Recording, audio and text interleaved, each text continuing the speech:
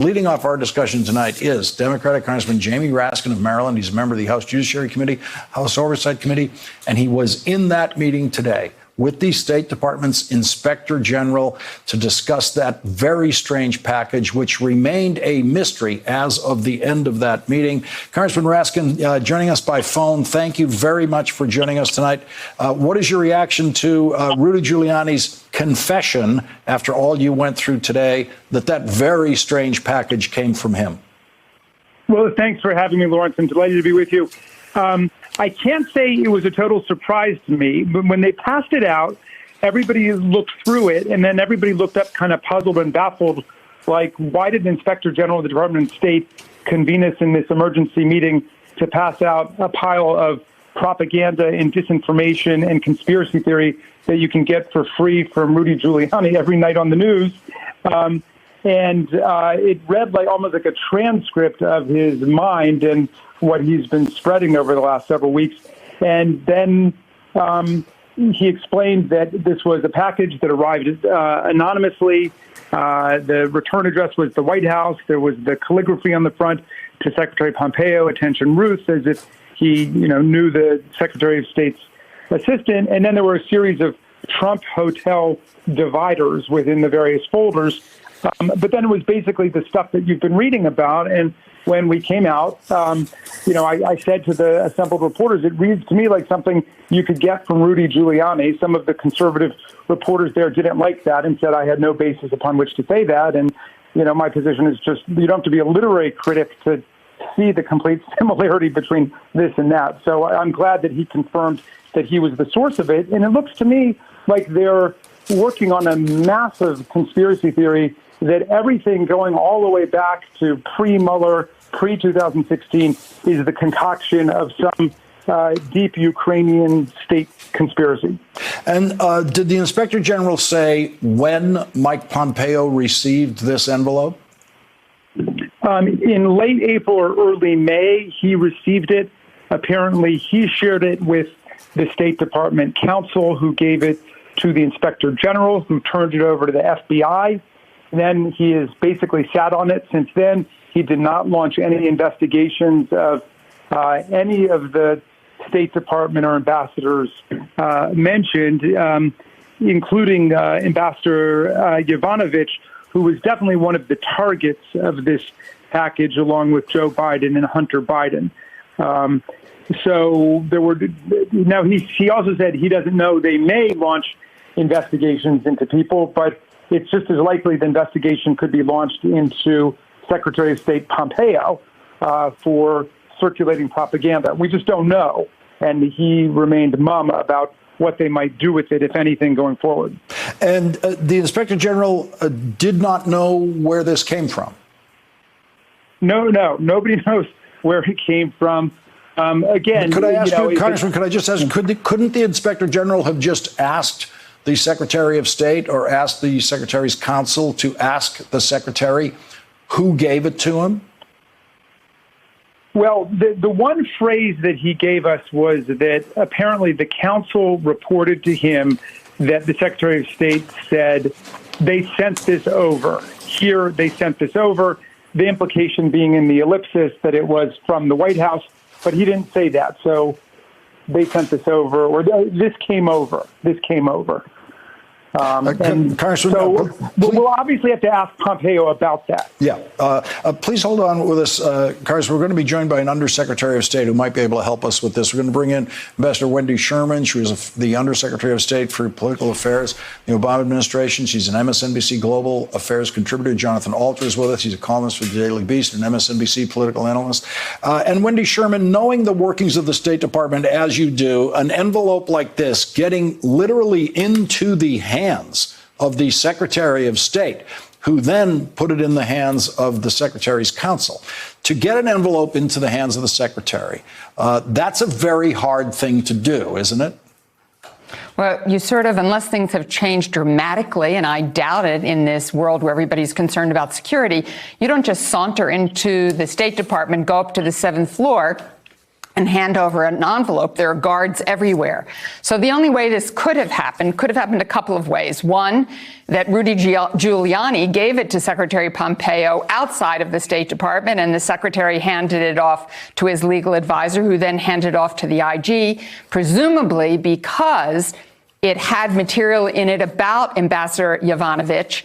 And so therefore the IG was the person to investigate this, though I find this whole Michigas sort of crazy. The other way this could happen is someone from the White House who has the clearances gets badged into the State Department or is met on the first floor by someone from the secretary's office, and they know each other, or they know that a courier is coming over from the White House, and it goes up to the Secretary of State. But it appears to me like this was a little bit of a hot potato, Lawrence. The secretary giving it to the legal advisor giving it to the IG giving it to the Congress. And this happened, it appears, if I'm correct, Congressman Raskin, some months ago, that this material was put together with all of these fake logos. And it's just more of the harassment, quite frankly, of Ambassador Yovanovitch and everyone else at the State Department. Yeah, and so, Congressman Raskin, it sounds like the Inspector General had this. It was kind of mysterious. The Inspector General didn't quite know what to do with it. But then, once the whistleblower story broke, the Inspector General saw some relevance here. That's right. He said, essentially, that when the whistleblower story broke, he realized immediately the potential relevance of this. He did not want to say what inferences he was drawing, but he wanted to get it to us immediately. One thing everybody should recognize is that it was received at the Department of State, however it got there, and I agree with Wendy, those are probably the two most likely routes. There is a third route, of course, since the Trump Hotel stationery is all over this, is that somebody met somebody over at the Trump Hotel. But it arrived a week to 10 days before Ambassador Yovanovitch was recalled. And so it was obviously part of the propaganda campaign to undermine her position and make it seem as if she was the problem relating to corruption rather than the solution. And it seems like if you read through all of it, that's basically the tenor of it, that the corrupt people were actually the victims here. And Jonathan Alter, one of Rudy Giuliani's roles has been to offer the confession when the Trump team knows the fact is going to come out. So Rudy Giuliani went on TV and said, well, yeah, of course Donald Trump paid Stormy Daniels. Of course he did, when they knew that was going to come out. And here's Rudy Giuliani tonight saying, well, yeah, that envelope is from me, because he knew the heat on that envelope, with Congressman Raskin and others looking at it today, they were going to find out where that came from. Right. And the important thing to keep in mind is that this material is bogus. Yes. Right. So if it wasn't bogus, you know that Bill Barr's Justice Department would have opened an investigation. If it wasn't bogus, you know that the State Department would not have issued a statement this spring defending Ambassador Yovanovitch against these trash allegations, which they did. A very strong statement they issued in March. Then this, new material comes in. We know who it comes from. It comes from an ex-con prosecutor named Yuri Letnikov. And he's a Ukrainian, now former prosecutor, who, swore out an affidavit and then retracted it all. He's the definition of a bad source. And everybody in Washington knew he was a bad source, or they would have investigated it. So this is the definition of a sliming of a very, very competent, well-regarded public servant and Foreign Service officer, Ambassador Yovanovitch. Congressman Raskin, I want to go back to an impeachment investigation question. It was the best question we've heard a reporter ask the president in a long time. At the point when the president was asked today, what was it that you wanted the president of Ukraine to do in relation to Joe Biden and his son? And the president of the United States had no answer for that question. He was asked the question repeatedly. He could not answer that question. That seems to be the central question of the impeachment investigation. And this is the inescapable bind that President Trump is in, which is causing his rapid mental descent and downward spiral. it's sort of like the Watergate break-in. There's just a fact that everybody could understand, and that became the governing paradigm of the whole event in Watergate. And this is the controlling paradigm here. President Trump called up the president of Ukraine and shook him down for information about the Bidens. And he said, there's something we want you to do for us, though. I'm paraphrasing here. But that is the essential problem. He withheld $391 million in military and economic aid to an ally of the United States that Congress had voted in order to resist Russian aggression in their country. And the president used it as an opportunity to extract a very significant political favor to shake them down for dirt on the Bidens. And this was a complete sellout of our Constitution and our democracy. I think everybody in the country is getting a hold of this story. And it's a very depressing and a shocking one. No matter how many times you hear it, it really is shocking that the president did it. Now, all the president's men are doing everything that they can to distract us and to throw dirt and to put up a million different smoke screens. And I think it's going to be our job to knock them down and to keep everybody focused on what we do know about this story. And Wendy Sherman, when the president talks about the phone call, he lies about it constantly, lies about it even though we have the rough transcript of it that shows that the president is lying about it. But then when he's asked the central question today about that phone call, he couldn't come close to an answer and basically ended up with, are you talking to me?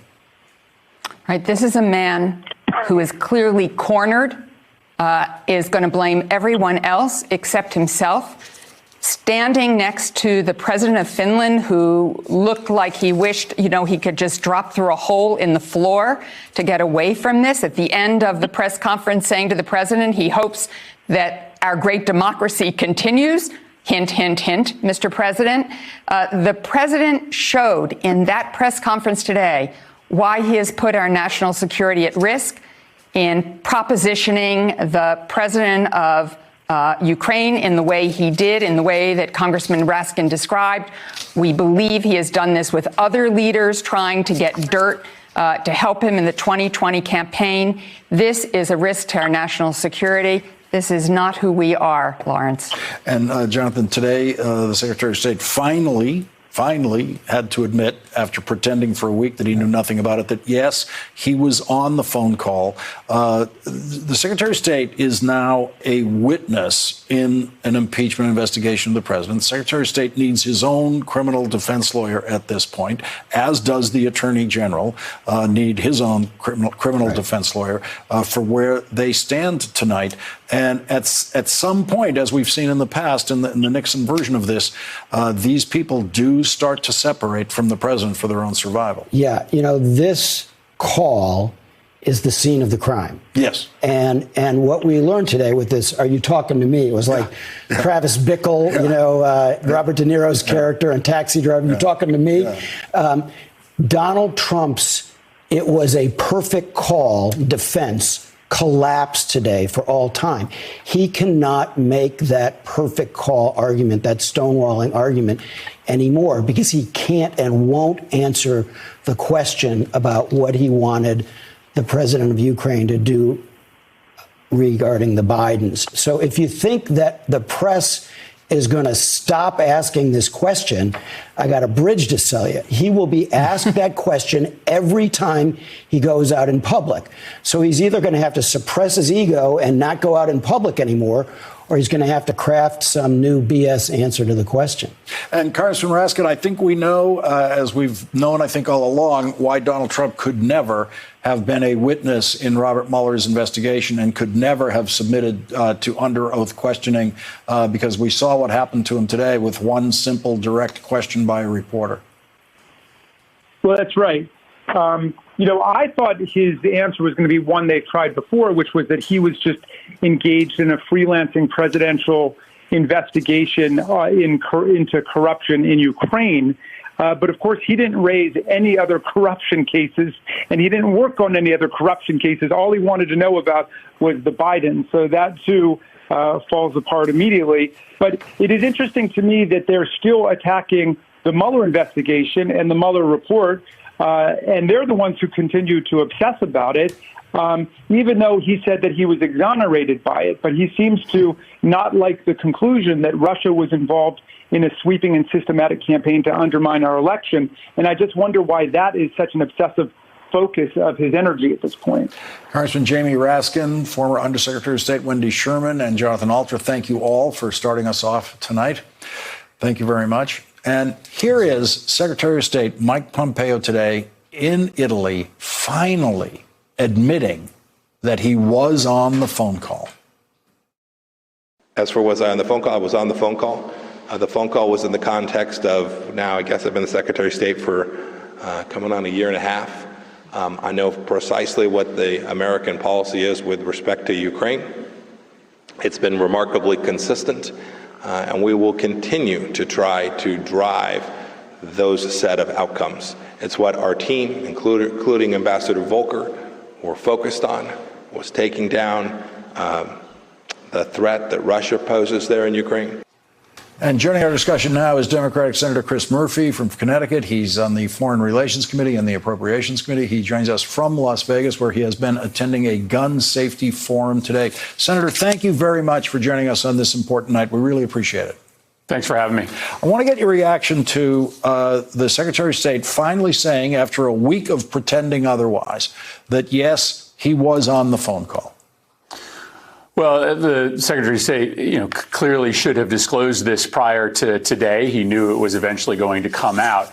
But of course, the Secretary of State has been read into this campaign of corruption for months now. Rudy Giuliani was openly bragging about his attempts to convince the Ukrainian government to investigate the Bidens and to relitigate the 2016 election. He apparently had been getting the help throughout from the State Department, including high-ranking officials there. And so Mike Pompeo didn't need to be on the July 25th phone call to understand that the Trump administration, his Department of State, and the president's political operators were attempting to convince a foreign country to interfere in an American election. And I think that deserves repeating over and over again. We focus on this call, and we should, because it is a transcript in which the president is engaged in a fundamental corruption. But the corruption started far before that phone call, and everyone close to the president knew about it. Now, you're in a peculiar position, possibly, as a senator here, because as a senator, you will be one of the 100 jurors in an impeachment trial of the president if the House impeaches him and sends him to trial in the Senate. You might also be a witness, since you had your own meeting in Ukraine with the president of Ukraine and other Ukrainian officials. What would you be able to tell the Senate about your sense of what kind of pressure Ukraine was feeling from the president? Well, I mean, I've been involved in U.S.-Ukrainian relations for a long time. I was there 3 different times during the protests of 2013, 2014. And so I've, paid attention to this relationship, going back 6 years. And, I had begun to hear in the spring of this year about Giuliani's overtures to the Ukrainian government. And I was hearing, not surprisingly, that this new novice president, Zelensky, really didn't understand what to do with these demands he was getting from Rudy Giuliani. Were they demands from the United States government, or were they demands that he could ignore? And so part of the reason that I did go to Ukraine now about 3 weeks ago was to, make it clear to President Zelensky that if he was to deal with the U.S. government, he should deal with the State Department, and that it was really a horrible idea for his government to get involved in an American election. Now, in that meeting, he did not raise for me the concern that his aid was being withheld because he was unwilling to fulfill these demands, but he certainly was very concerned about the aid being withheld. And he also was very knowledgeable about the demands that were being made of him by the Trump political operation. And whether or not they were connected, of course, it would stand to reason that a new president might come to believe that the two things are connected. And I want to get your reaction today to the president when he was asked about his attacks on the whistleblower, possibly endangering the life of the whistleblower. The president didn't even respond to that, just went on to say he thinks the whistleblower is lying about him, and he thinks the whistleblower is in a conspiracy with Democrats in the House, but no concern whatsoever for the whistleblower and for the possibility that the president is endangering his life. Well, and then once again calling for the whistleblower to be made public so that the president can directly confront him or her. Listen, the president says he supports whistleblowers, except for the whistleblowers that are uncovering wrongdoing in his administration. That's not how the whistleblower law works. And I think that this is a really serious moment because we rely on the Whistleblower Act and these brave individuals to come forward when there is corruption happening inside an administration, frankly, whether it's a Democratic administration or a Republican administration. And if any president can get away with these kind of personal vitriolic attacks against whistleblowers, can withhold their information from Congress, then I'm not sure why people are going to ever come forward in the future. And so I really need my Republican colleagues, more than just Chuck Grassley, to stand up and call out the president when he's threatening the life of the whistleblower or when he's trying to uncover it, because we all rely on these people to keep government clean. Senator, I want to get a quick last word from you about gun legislation, because Speaker Pelosi was asked today, can the Congress proceed with legislative business while also investigating the president? Any reporter who's wondering about that should look at 1973 and 1974. There was a great deal of legislating done during the Nixon impeachment process. But specifically on guns, Speaker Pelosi was asked about that today. What's your reaction? You're in Las Vegas on this issue tonight, working on the gun issue. What do you think is possible? Yeah, we had 9 candidates here. Bernie obviously wasn't able to make it. It was a great forum, and thanks to MSNBC for helping to participate. Listen, I'm ready to do a deal with the president on background checks. Obviously, I want universal background checks, but I've made it totally clear to the White House that I'm willing to negotiate a compromise. I've talked with the president several times personally about this. It's been 2 weeks since I've heard from the White House substantively on this, and so it's just not true for the president to say that we can't get anything done.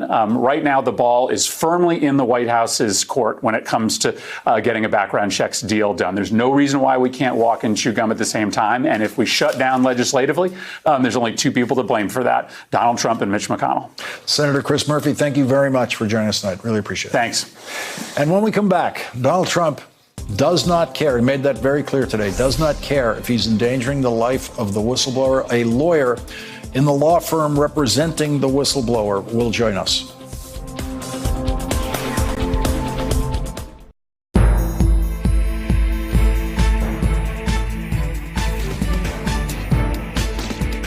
You're watching MSNBC International.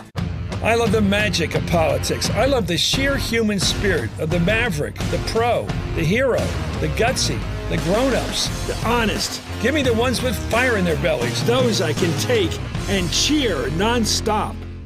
Conflicts arise. North Korea dialed up its threats. And presidencies are defined. The White House faces meetings with allies and enemies. As a new administration is tested, stay with the seasoned veterans who've been there before. We'll make a complex world easier to navigate. Wherever forces clash. We've been hearing incoming rounds have been whistling past. Wherever leaders assert their power. The easy part is over. Now the hard part begins. Our journalists will be there, bringing the world into focus. Before it was the biggest political scandal in history, before it lent its name to every other scandal for 40 years, it was just an office building, the Watergate. What happened here changed history because there were reporters who never stopped asking questions. For my generation, the questions were about WMDs in Iraq, and we learned, again, don't just accept the official line. Now, who knows where the questions will take us, but I do know this: I'm not going to stop asking them. Tomorrow's headlines before they go to print. I've just been handed some great reporting. The 11th Hour with Brian Williams. Weeknights on MSNBC. Tough on dishonesty. They keep denying things that then turn out to be true. Love for country. Being an American is an honor, and those who become Americans know it, feel it, revere it. Tough love administered nightly. Weeknights 7 to 11 on MSNBC. Ironically, it is immigrants, it is these people that are coming from Central America, I've spoken to them, who still see this country as the beacon of freedom and democracy. And it is a country where I came here 10 years ago, English isn't my first language, I didn't have any connections, no green card, and 10 years later, I'm able to sit in this table with some of the finest journalists in the country. That is only possible in the United States of America. Rule number 10, Section 2A states a player shall not run with the ball without dribbling it. That's the rule. But what about our politics? Are there any rules anymore? And if so, will anybody play by them? These days, politics could use a little refereeing, and we're not afraid to blow the whistle.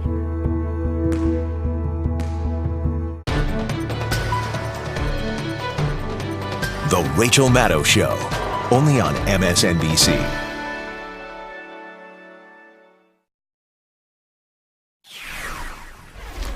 President Trump was asked today about concerns that he is putting the whistleblower's life in danger, and he did not deny that he is putting the whistleblower's life in danger. He made it as clear as he could to his followers that he believes the whistleblower is lying about him, and if that puts the whistleblower in danger, then that sounds like it's okay with Donald Trump.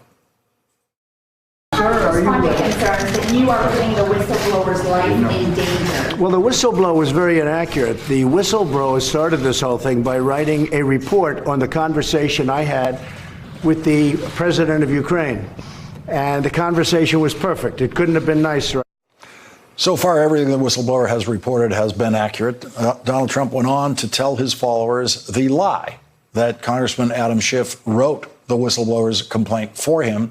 The New York Times reported today that Congressman Adam Schiff was made vaguely aware of a whistleblower's complaint before the whistleblower submitted that complaint to the intelligence community's inspector general. The Times reports that the whistleblower approached a House Intelligence Committee aide with his concerns about Mr. Trump only after he had had a colleague first convey them to the CIA's top lawyer. Concerned about how that initial avenue for airing his allegations through the CIA was unfolding, the whistleblower then approached the House aide. In both cases, the original accusation was vague. The House staff member, following the committee's procedures, suggested the whistleblower find a lawyer to advise him and meet with an inspector general with whom he could file a whistleblower complaint.